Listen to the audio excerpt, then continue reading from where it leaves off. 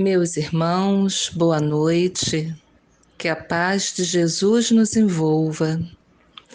Estamos iniciando a reunião desta noite. O tema de hoje é a fé. No capítulo 19 de O Evangelho segundo o Espiritismo, Allan Kardec trabalha esse sentimento. O título desse capítulo é A Fé Transporta Montanhas. Vamos então a uma prece, iniciando a reunião, bem como nos conectando com o nosso Mestre Jesus. Senhor Jesus, amigo de todas as horas, agradecemos por esse momento.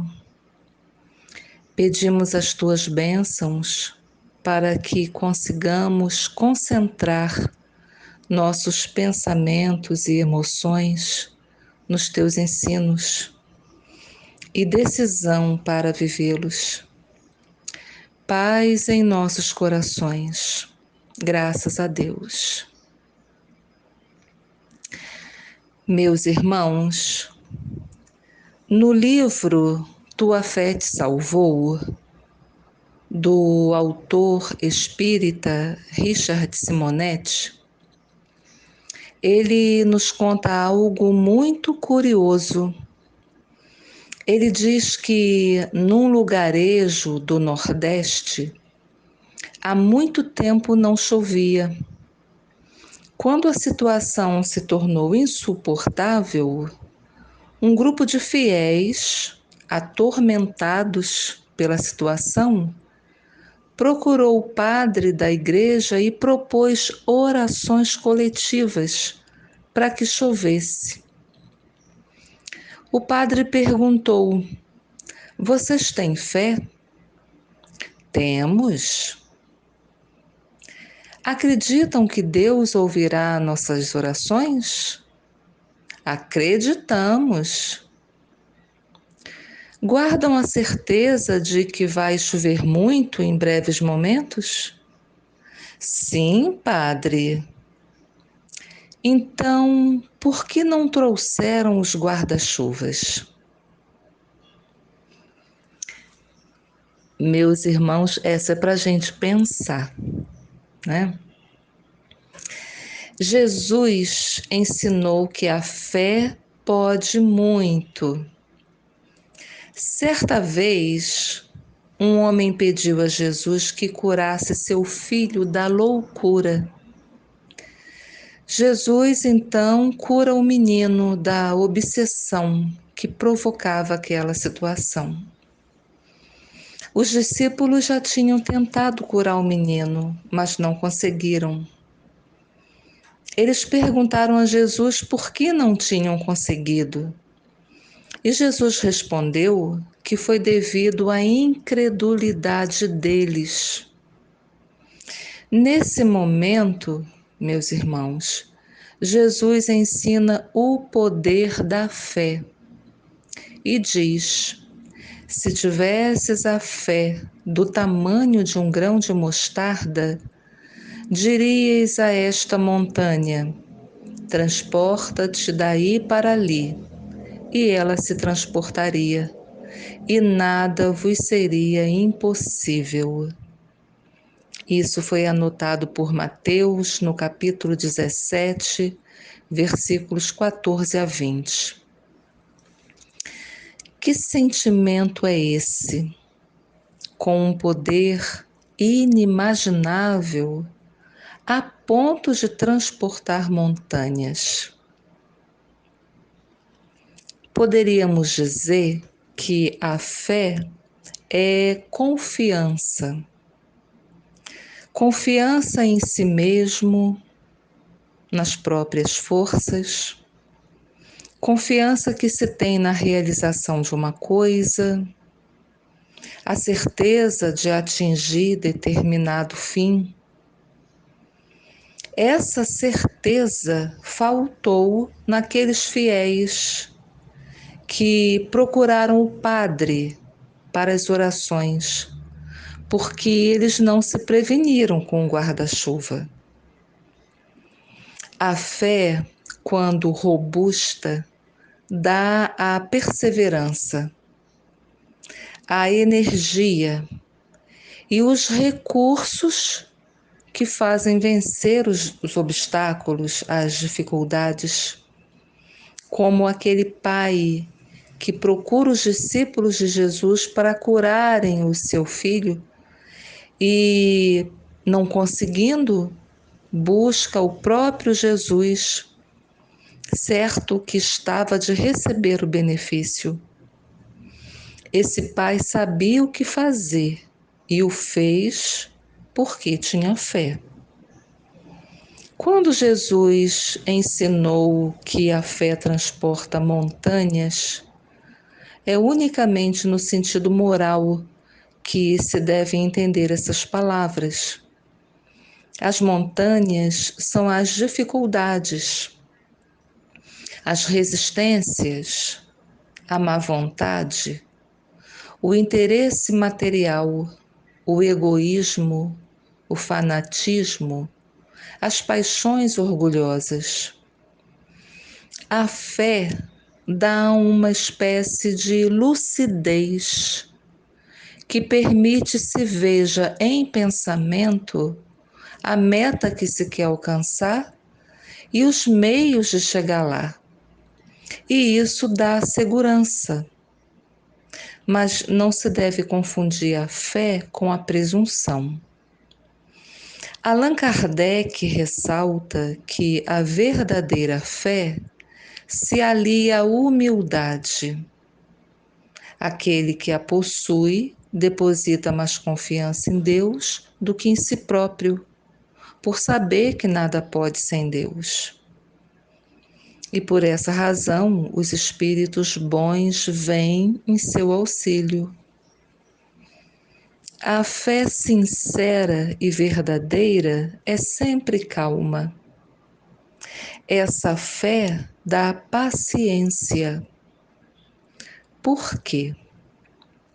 Porque a fé que sabe esperar se apoia na inteligência e na compreensão das coisas. Estamos falando de uma fé raciocinada e não uma fé cega. A fé não se prescreve como uma receita. A fé também não é imposta, não é forçada. A fé se adquire e ninguém está impedido de possuí-la. Muitos recusam a fé por orgulho. Esses se negam a reconhecer a existência de uma força superior, porque teriam que se curvar diante dela. Ou há o temor de serem forçados a mudar de hábitos. Vemos pessoas que parecem já ter nascido com muita fé. E isso é verdade, é inata. Basta uma centelha para acendê-la. Essa facilidade de assimilar as verdades espirituais é sinal evidente de progresso anterior. Essas pessoas, ao renascerem, trazem a intuição do que aprenderam. Mas a fé necessita de uma base. Allan Kardec diz que essa base é a perfeita compreensão daquilo em que se deve crer. Para crer, não basta ver, é preciso, sobretudo, compreender. A fé raciocinada, aquela que se apoia nos fatos e na lógica, não deixa nenhuma obscuridade. A pessoa acredita, tem confiança porque tem certeza. E tem certeza porque compreendeu. Essa fé não se dobra, é inabalável, porque encara a razão face a face, como diz Allan Kardec. A fé que se baseia na verdade e se apoia na inteligência, a fé raciocinada, é calma. Por isso, a calma na luta é sempre um sinal de força e de confiança. Meus irmãos, estamos falando de força, de confiança e de calma que a fé produz. Quando Jesus disse aos discípulos que eles não curaram o menino lunático por falta de fé, Jesus ensinou o poder da fé. Sobre isso, Allan Kardec diz o seguinte: o poder da fé se demonstra de modo direto e especial na ação magnética. Por seu intermédio, o homem atua sobre o fluido, agente universal, modifica-lhe as qualidades e lhe dá uma impulsão, por assim dizer, irresistível.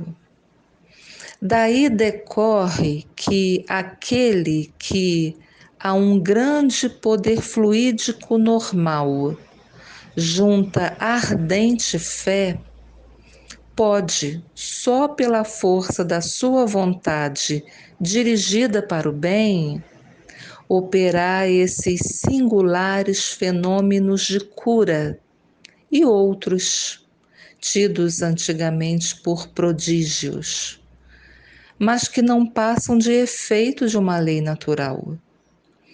Tal o motivo por que Jesus disse a seus apóstolos: se não o curastes, foi porque não tinhas fé. Os fluidos espirituais representam um importante papel em todos os fenômenos espíritas, ou melhor, são o princípio desses fenômenos. Mas a fé age não somente na cura, ela gera várias virtudes. Isso mesmo. Já paramos para pensar sobre isso? Há uma mensagem nesse capítulo de O Evangelho segundo o Espiritismo, onde o espírito protetor José diz que a fé, para ser proveitosa, deve ser ativa, não pode se entorpecer, perder o vigor, enfraquecer. Como ela gera outras virtudes que conduzem o homem a Deus, ela precisa velar pelo desenvolvimento dessas virtudes. Pensemos um pouco. Que virtudes seriam uma consequência da fé?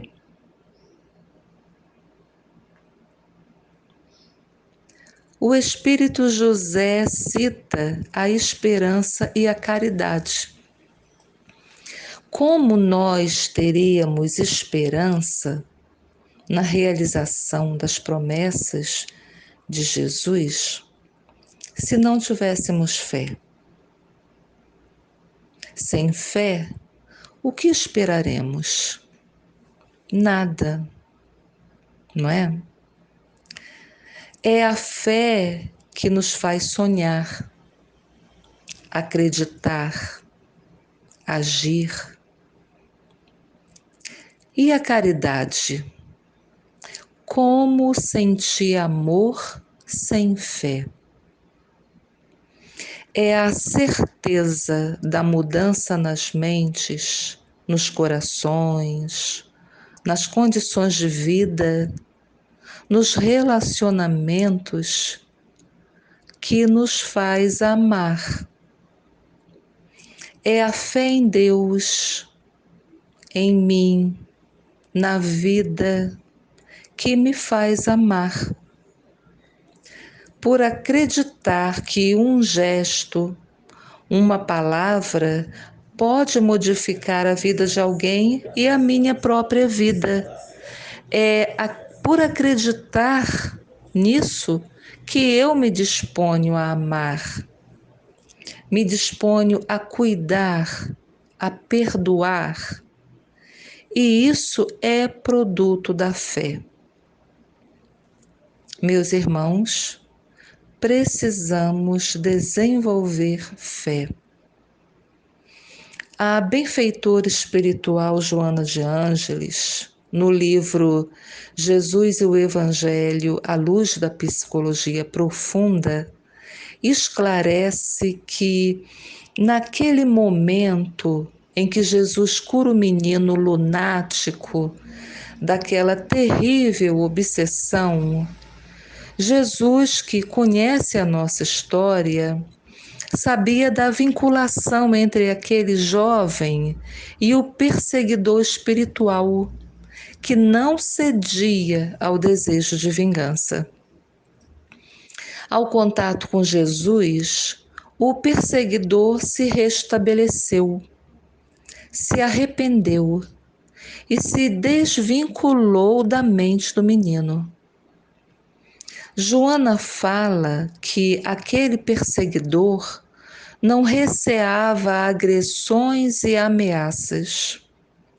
Somente seria removido do seu propósito vingativo se experimentasse a força da compaixão e da renovação interior que uma fé lúcida e robusta pode realizar.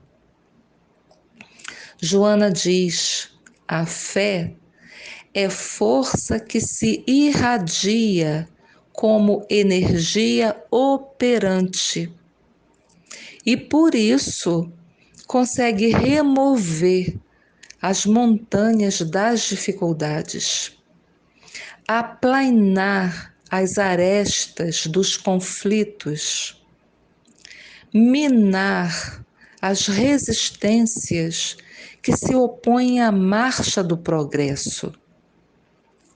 Só mediante a fé, estruturada na consciência livre de prejuízos de toda a natureza, o ser humano oferece as resistências para enfrentar as montanhas de desafios que lhe impedem o avanço no rumo da harmonia. Mediante a fé lúcida e enriquecedora, a existência se apresenta digna de ser vivida, facultando a aquisição de recursos para todas as situações, para que todas as situações sejam enfrentadas com calma e certeza dos resultados felizes que o aguardam. Mas, meus irmãos, há muitos perigos sutis contra a fé.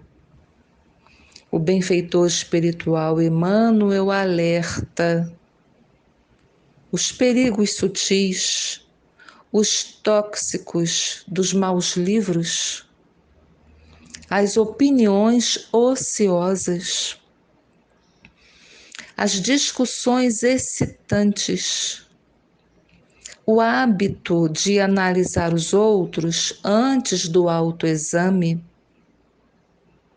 Emmanuel diz que é imprescindível tratar a planta divina com desvelada ternura e instinto enérgico de defesa. Emmanuel compara a fé a uma planta e, como toda planta, precisa ser cuidada.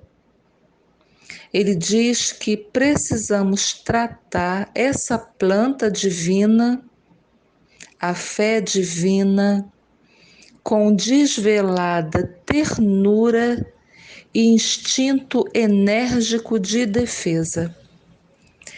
A árvore da vida não cresce no coração miraculosamente. O Criador dá tudo, mas não prescinde do esforço da criatura. Então, indispensável cogitar-se do trabalho de proteção, auxílio e defesa da fé. Estacas, adubos, vigilância, todos os fatores de preservação devem ser postos em movimento, a fim de que o vegetal precioso atinja os fins a que se destina. A conquista da crença edificante não é serviço de menor esforço.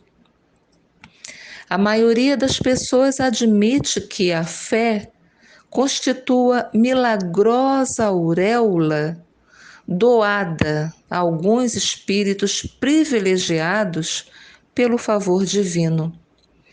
Isso, contudo, é um equívoco de lamentáveis consequências. A sublime virtude é construção do mundo interior, em cujo desdobramento cada aprendiz funciona como orientador.